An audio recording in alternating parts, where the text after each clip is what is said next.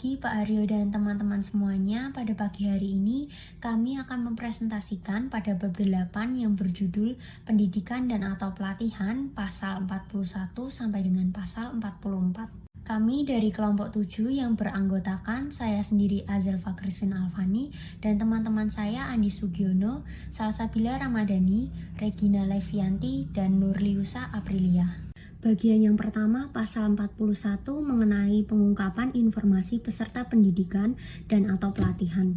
Ayat pertama berbunyi, psikolog dan atau ilmuwan psikologi mengambil langkah-langkah untuk melindungi perorangan atau kelompok yang akan menjadi peserta pendidikan dan atau pelatihan dari konsekuensi yang tidak menyenangkan, baik dari keikutsertaan atau penarikan diri atau pengunduran dari keikutsertaan.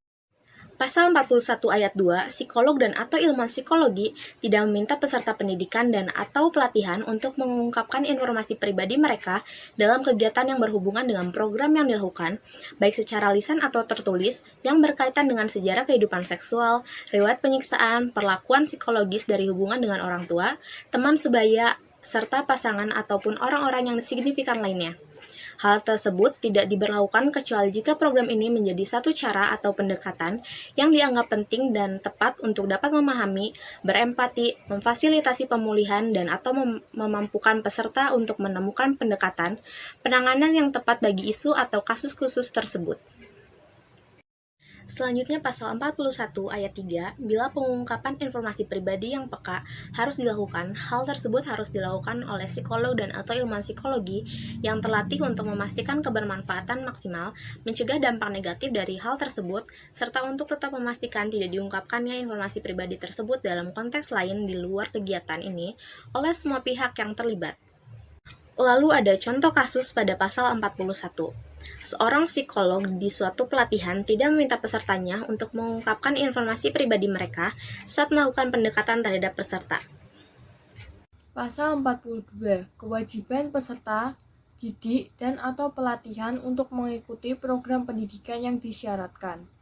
Bila suatu pendidikan dan atau pelatihan atau suatu kegiatan merupakan persyaratan dalam suatu program pendidikan dan atau pelatihan, maka penyelenggara harus bertanggung jawab bahwa program tersebut tersedia. Pendidikan dan atau pelatihan yang disyaratkan tersebut diberikan oleh ahli dalam bidangnya yang dapat tidak berhubungan dengan program pendidikan dan atau pelatihan tersebut. Contoh kasus pasal 42. Iwan adalah peserta pelatihan. Untuk mengikuti pelatihan tersebut, terdapat sebuah syarat yaitu sudah mengikuti suatu pelatihan di tempat yang lain yang harus dipenuhi oleh Iwan.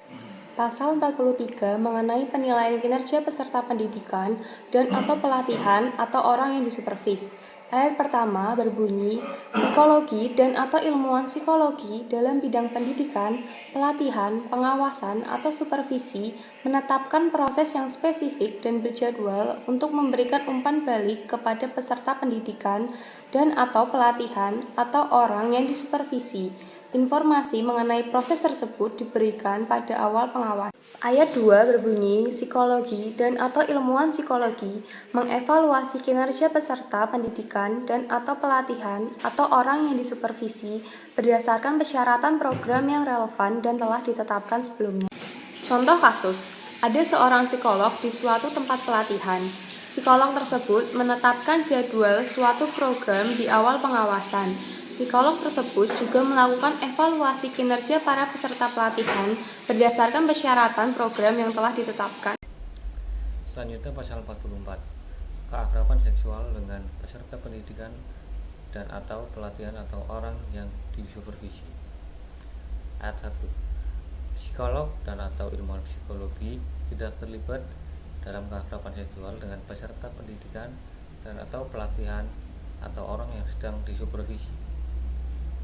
Orang yang berada di agensi atau biro konsultasi psikologi, pusat pelatihan, atau tempat kerja di mana psikolog dan atau ilmuwan psikologi tersebut mempunyai wewenang akan menilai atau mengevaluasi mereka. Ayat 2.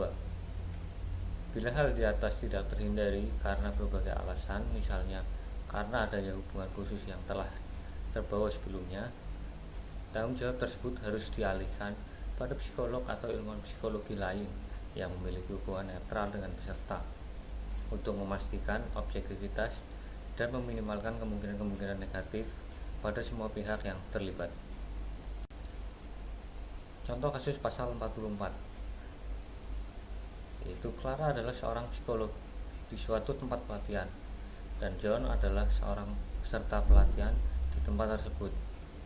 Ternyata Clara dan John memiliki hubungan asmara. Oleh karena itu, tanggung jawab Clara sebagai psikolog terhadap John dialihkan kepada Charles, seorang psikolog di tempat itu juga. Sekian presentasi dari kelompok kami, terima kasih.